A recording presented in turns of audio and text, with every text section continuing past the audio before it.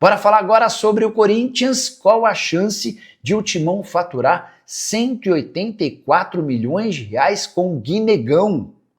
A pedida do Corinthians para vender seu atacante de 18 anos de idade é de 30 milhões de euros. E a alegação é de que o Zenit, um clube do Catar, outro da Arábia Saudita, tem um da Premier League, além do Zenit, são os interessados na contratação do jogador. Eu não acredito na possibilidade de o Timão alcançar 30 milhões de euros pelo atleta. Há somente um ponto positivo no Guinegão, o fato dele ter 18 anos de idade, e clubes do exterior levam em consideração a juventude como um fator determinante. Mas não é um jogador com passagem por seleções de base. Ele não conseguiu ser titular absoluto do Corinthians em momento algum nessa temporada, e mais, não é um cara que tem um histórico de muitos gols. Por exemplo, pelo Corinthians principal são 21 jogos, 5 gols e 2 assistências. Já pela base, no time sub-20, nesse ano, 22 jogos, 8 gols e 1 assistência. O Corinthians pede 30 milhões de euros para tentar valorizar o atleta, sonhando com uma proposta parecida. Mas hoje dá para dizer que uma cifra real para o Guinegão seria algo na casa dos 15, no máximo estourando 20 milhões de euros. Ainda assim, bastante dinheiro para um atleta que tem muita capacidade física, muito esforço, mas que está longe de ser um primor de centroavante. Só para completar em relação ao Timão, vitória fundamental por 3-1 contra o São Paulo na noite dessa quinta-feira, na Neoquímica Arena. O resultado permitiu que o Corinthians se igualasse em pontos ao São Paulo, ambos com 45 na briga por vaga em pré-Libertadores, especialmente se o G7 virar G8. Bora contar também que o Corinthians não teve Memphis Depay desde o início da partida, a pedido do próprio holandês. Segundo Dorival Júnior, o Memphis voltou da seleção holandesa com um pequeno problema, um incômodo, e foi utilizado apenas no segundo tempo, quando ele entra em campo. São Paulo e Corinthians empatavam em 1-1 e o Memphis marcou um golaço, com direito a rolinho no Sabino antes de finalização para fazer o 2-1. O Yuri Alberto, que já havia aberto o placar de pênalti, fez o gol do 3-1, assegurando vitória fundamental. E Memphis Depay tem privilégios dentro do Corinthians. Na semana passada, Marcelinho Carioca revelou que Rodrigo Garro procurou dirigentes do Corinthians para reclamar que somente Memphis Depay não tinha problemas com salários, direitos de imagem e luvas. Os atrasos aconteciam para todo o elenco, menos para o Memphis Depay. O que não é verdade. Hoje o Corinthians deve 23 milhões de reais ao Memphis, deve também a outros atletas, mas cifras bem menores, até porque os jogadores ganham bem menos do que o holandês. O ponto é, apesar de não receber como os colegas, o Memphis tem sim um tratamento diferenciado e alguns privilégios no dia a dia. Você quer um exemplo? Jogadores reclamam demais do fato de o Memphis já ter faltado 2 vezes e em nenhuma das duas ter sido multado. A última foi bem triste para os atletas. Memphis tinha ido ao Rio de Janeiro para compromissos pessoais e havia alugado um helicóptero que o traria de volta. Alegando que houve mau tempo no Rio de Janeiro, ele não conseguiu embarcar do Rio e faltou ao treino. Não recebeu qualquer punição. Outros atletas do Corinthians, em situações similares de falta, acabaram por entrar na caixinha, que é aquela multa paga aos próprios jogadores. Memphis Depay também tem outros privilégios, como por exemplo poder escolher a poltrona que quer viajar no avião, nos voos que levam o Corinthians, ou também um assento nos ônibus que levam o Corinthians para os deslocamentos, por exemplo, como para o aeroporto. O Memphis é o único que tem direito a escolher a cadeira. E é o Fabinho Soldado, o executivo de futebol do Corinthians, quem garante esse conforto, essa comodidade ao atacante holandês. O Fabinho, inclusive, é apontado por vários dos atletas como faz tudo do Memphis Depay.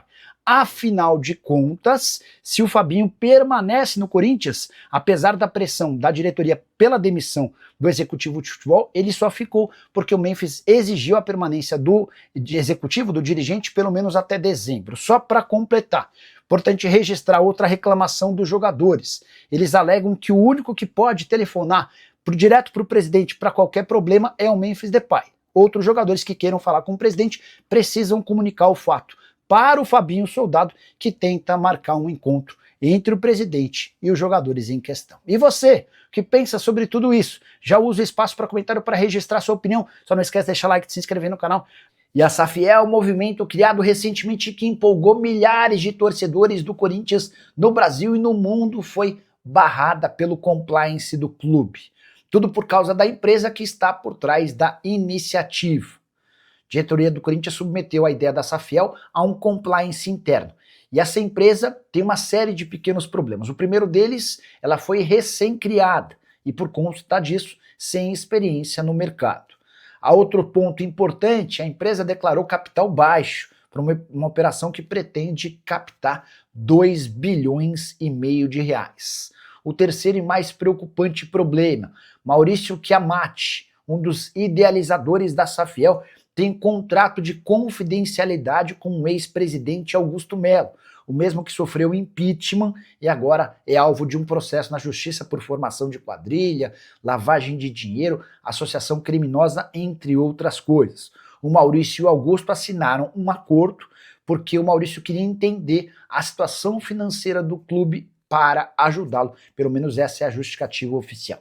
Estava muito óbvio que a atual diretoria, que é radicalmente contrária à ideia de uma SAF no Corinthians, trabalharia de alguma maneira para diminuir o potencial da Safiel, e aqui veio a resposta. Já tenho contado para vocês que a chance de o Corinthians virar SAF nos próximos meses, para dizer até anos, é mínima, porque a diretoria não quer, os conselheiros também não querem, e há necessidade da votação e aprovação por parte do conselho e também da diretoria para que o Timão se transforme numa SAF. O que você pensa sobre a ideia? Já usa o espaço para comentário e registra a sua opinião, beleza?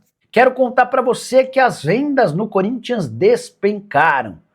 Timão tem, até esse momento, cerca de 90 milhões de reais com transferências de atletas em 2025, números bem inferiores aos 338 milhões de reais obtidos com transferências de atletas do ano passado. O Corinthians só conseguiu vender em 2025 o Denner para o Chelsea, a maior venda da temporada, o Guilherme Biro, que foi para o Sharjah, que já estava por lá, mas foi adquirido em definitivo, além do Cauê Furquim, que foi para o Bahia, jogador que era da base. O Denner rendeu 62 milhões, o Biro 14 milhões e 200 mil, o Cauê 14 milhões de reais. Importante registrar que esses 90 milhões estão bem abaixo dos 240 milhões de reais que o Augusto Melo havia projetado em vendas para a temporada. Esse número de 90 também está extremamente abaixo na comparação com o Palmeiras e Flamengo, os clubes mais ricos do país. O Verdão faturou 581 milhões de reais com transferências de atletas no ano, enquanto o Flamengo embolsou 511 milhões de reais. Com a lembrança de que no ano passado, o Corinthians havia sido o terceiro clube com maior faturamento com vendas de atletas. Quais podem ser os jogadores negociados pelo Timão em breve? Guinegão, Breno Bidon e Yuri Alberto hoje parecem ser aqueles que mais atraem o olhar internacional. Má notícia para o Corinthians, a justiça rejeitou a proposta de quitação alvinegra. Só para você entender toda essa história. O Corinthians fez uma proposta de quitação dentro do regime centralizado de execuções, mas o juiz Guilherme Cavalcante, da 2ª Vara de Falências e Recuperações Judiciais, rejeitou a solução sugerida pelo clube. Ainda assim, importante contar que ele decidiu prorrogar por mais 60 dias a suspensão das cobranças contra o Timão. O Corinthians havia sugerido que suas dívidas ao longo dos 10 anos fossem pagas a partir de um repasse de apenas 4% das receitas. O juiz entende que o valor é insuficiente e ele acha que esse valor deveria começar em 20% do faturamento destinado aos credores. O Corinthians vai ter um período para buscar uma alternativa. A notícia não é boa, até porque o Corinthians se vê hoje próximo dos 3 bilhões de reais de dívida. Apenas com juros da dívida, o Corinthians tem um acréscimo de 400 milhões de reais por ano. Isso significa que a cada dia, somente por causa dos juros da dívida, a dívida corintiana cresce em 1 milhão de reais. O que você pensa sobre a situação alvinegra? Já usa o espaço para comentário e registra a sua opinião. Não esquece de deixar like, de se inscrever no canal. Bora fechar o vídeo para falar sobre o Corinthians e a dificuldade na prorrogação do contrato de Fabrício Angeleri, lateral esquerdo argentino contratado nesse ano depois de rescindir seu contrato com o Getafe. Os dirigentes do Corinthians imaginavam uma extensão de vínculo de forma tranquila, mas o Angeleri quer um aumento salarial para ficar. E a justificativa é de que quando ele é contratado, o Augusto Melo pede para que ele aceite uma redução nos seus vencimentos nesse primeiro ano, com a promessa de que com a renovação de contrato ele teria sim um salário mais compatível à sua realidade no futebol espanhol.